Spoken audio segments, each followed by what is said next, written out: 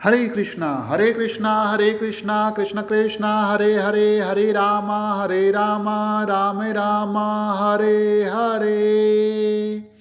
तो आज उत्पत्ति एकादशी के अवसर पे आप सब लोगों को हार्दिक शुभकामनाएं। तो आज हम लोग उत्पत्ति एकादशी की कथा का श्रवण करते हैं। उत्पत्ति एकादशी का व्रत जो है हेमंत ऋतु में मार्गशीर्ष मास के कृष्ण पक्ष गुजरात महाराष्ट्र के अनुसार कार्तिक को करना चाहिए। इसकी कथा इस प्रकार है। युधिष्ठिर ने भगवान श्री कृष्ण से पूछा, भगवान पुण्यमयी एकादशी तिथि कैसे उत्पन्न हुई, इस संसार में वह क्यों पवित्र मानी गई तथा देवताओं को कैसे प्रिय हुई। श्री भगवान बोले, कुंती नंदन, प्राचीन समय की बात है। सतयुग में मूर नामक दानव रहता था। वह बड़ा ही अद्भुत, अत्यंत रौद्र तथा संपूर्ण देवताओं के लिए भयंकर था। उस काल रूपधारी दुरात्मा महासुर ने इंद्र को भी जीत लिया था। संपूर्ण देवता उससे परास्त होकर स्वर्ग से निकाले जा चुके थे और शंकित तथा भयभीत होकर पृथ्वी पर विचरा करते थे। एक दिन सब देवता महादेव जी के पास गए। वहाँ इंद्र ने भगवान शिव के आगे सारा हाल का सुनाया। इंद्र बोले, महेश्वर, ये देवता स्वर्ग लोक से निकाले जाने के बाद पृथ्वी पर विचर रहे हैं।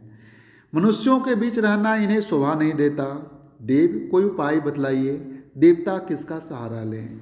महादेव जी ने कहा, देवराज, जहाँ सबको शरण देने वाले, सबकी रक्षा में तत्पर रहने वाले जगत के स्वामी भगवान गरुड़ ध्वज विराजमान है, वहाँ जाओ, वे तुम लोगों की रक्षा करेंगे। भगवान श्री कृष्ण कहते हैं, युधिष्ठिर, महादेव जी की यह बात सुनकर परम बुद्धिमान देवराज इंद्र संपूर्ण देवताओं के साथ क्षीर सागर में गए, जहाँ भगवान गदाधर सो रहे थे। इंद्र ने हाथ जोड़कर उनकी स्तुति की। इंद्र बोले, देवेश्वर, आपको नमस्कार है। देव, आप ही पति, आप ही मति, आप ही कर्ता और आप ही इस जगत के पिता हैं।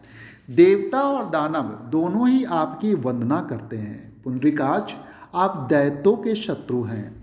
मधुसूदन, हम लोगों की रक्षा कीजिए। प्रभो जगन्नाथ, अत्यंत उग्र स्वभाव वाले महाबली मूर नामक दैत्य ने इन संपूर्ण देवताओं को जीतकर स्वर्ग से बाहर निकाल दिया है।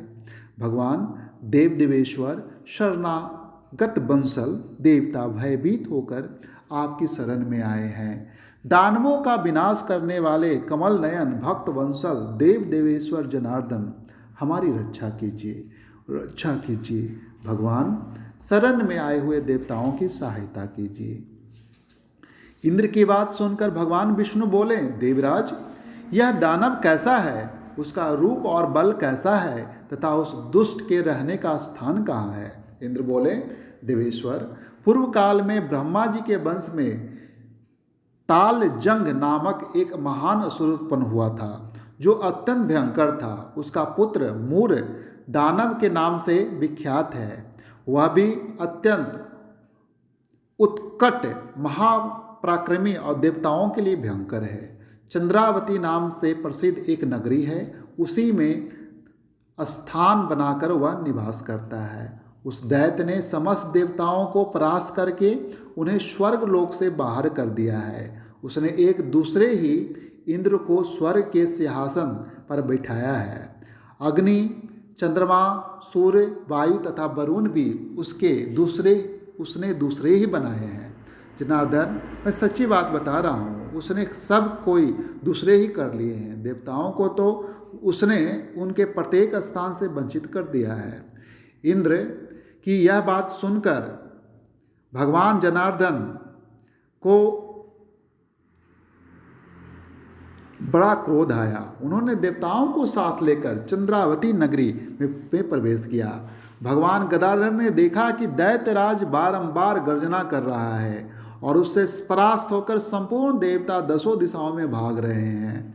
अब वह दानव भगवान विष्णु को देखकर बोला, खड़ा रहा, खड़ा रहा। उसकी यह ललकार सुनकर भगवान ने नेत्र क्रोध से लाल हो गई।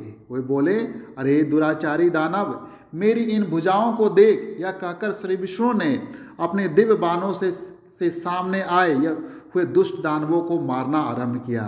दानव भय से विह्वल हो उठे। पांडव नंदन तत्पश्चात श्री विष्णु ने दैत्य सेना पर चक्र का प्रहार किया। उससे छिन्न भिन्न होकर सैकड़ों योद्धा मौत के मुख में चले गए। इसके बाद भगवान मधुसूदन बद्रिकाश्रम को चले गए। वहाँ सिंहावती नाग की गुफा थी जो 12 योजन लंबी थी। पांडुनंदन उस गुफा में एक ही दरवाजा था। भगवान विष्णु उसी में सो गए। वह दानव मूर भगवान को मार डालने के उद्देश्य में उनके पीछे पीछे तो लगा ही था, अतः उसने भी उसी गुफा में प्रवेश किया। वहाँ भगवान को सोते देख उसे बड़ा हर्ष हुआ। उसने सोचा, यह दानवों को भय देने वाला देवता है, अतः निसंदेह इसे मार डालूंगा। युधिष्ठिर दानव के इस प्रकार विचार करते ही भगवान विष्णु के शरीर से एक कन्या प्रकट हुई जो बड़ी रूपवती, सौभाग्यशालिनी तथा दिव्य अस्त्र शस्त्रों से सुसज्जित थी।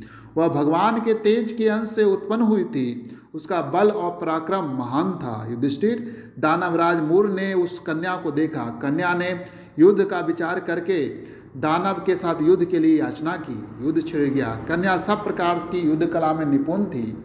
वह मूर नामक महान असुर उसका हुंकार मात्र से राख का ढेर हो गया। दानव के मारे जाने पर भगवान जाग उठे। उन्होंने दानव को धरती पर इस प्रकार निष्प्राण पड़ा देखकर कन्या से पूछा, मेरा यह शत्रु अत्यंत उग्र और भयंकर था, किसने इसका वध किया है? कन्या बोली, स्वामी आपके ही प्रसाद से मैंने इसे महादैत्य का वध किया है। श्री भगवान ने कहा, कल्याणी, तुम्हारे इस कर्म से तीनों लोकों की मुनि और देवता आनंदित हुए हैं, अतः तुम्हारे मन से जैसी इच्छा हो इसके अनुसार मुझसे कोई वर मांग लो। देव दुर्लभ होने पर भी वह वर मैं तुम्हें दूंगा, इससे तनिक भी संदेह नहीं है। वह कन्या साक्षात एकादशी ही थी। उसने कहा, प्रभु, यदि आप प्रसन्न हैं तो मैं आपकी कृपा से सब तीर्थों में प्रधान, समस्त विघ्नों का नाश करने वाली तथा सब प्रकार की सिद्धि देने वाले देवी हूँ। जनार्दन, जो लोग आप में भक्ति रखते हुए मेरे दिन का उपवास करेंगे उन्हें सब प्रकार की सिद्धि प्राप्त हो। माधव, जो लोग उपवास, भक्त भोजन अथवा एक भुक्त करके मेरे व्रत का पालन करें उन्हें आप धन, धर्म और मोक्ष प्रदान कीजिए। श्री विष्णु बोले, कल्याणी, तुम जो कुछ कहती हो वह सब पूर्ण होगा।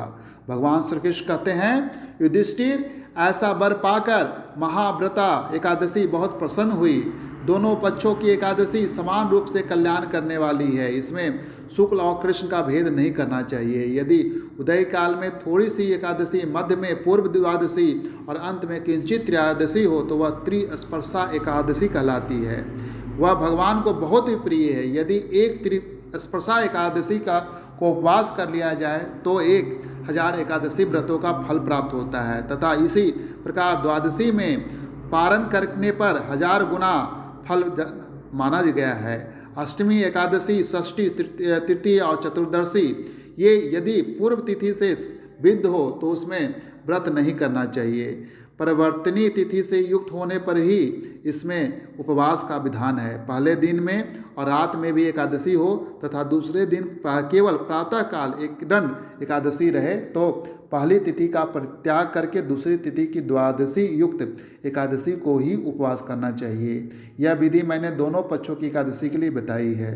जो मनुष्य एकादशी का उपवास करता है वह वैकुंठ धाम में जाता है, जहाँ साक्षात भगवान गरुड़ ध्वज विराजमान रहते हैं। जो मानव हर समय एकादशी के महात्म का पाठ करता है उसे 1000 गोदान के पुण्य का फल प्राप्त होता है। जो दिन या रात में भक्तिपूर्वक इस महात्मा का श्रवण करते हैं वह निस्संदेह ब्रह्म हत्या आदि पापों से मुक्त हो जाते हैं। एकादशी के समान पापनाशक व्रत दूसरा कोई नहीं है। हरे कृष्णा कृष्ण कृष्ण हरे हरे, हरे राम राम राम हरे हरे। हरे कृष्णा।